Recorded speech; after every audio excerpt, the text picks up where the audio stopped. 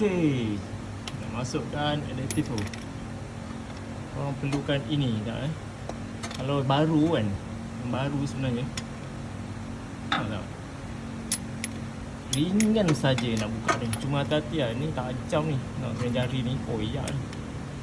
Dalam board ni dia ada o-ring tau, dia bukan pakai gasket tau. So untuk model ni, sebab dia leveling dia kat bawah, kita buka jangan risau, dia takkan keluar.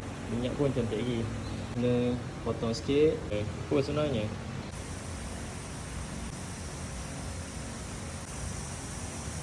So dia balance ni tak dalam power steering. Baik juga.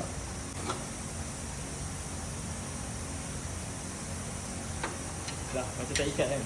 Tapi tu je sebab dia o-ring tau. Ikat ketat macam mana pun, kita ikat ketat macam mana pun, o-ring tu kat situ je. Kita ikat ketat tu supaya dia tak terbuka. Dah. Kalau bocor, o-ring tu kena tukar. Sebab o-ring tengah tau. Kita ikat antara housing gearbox dengan bolt tu je.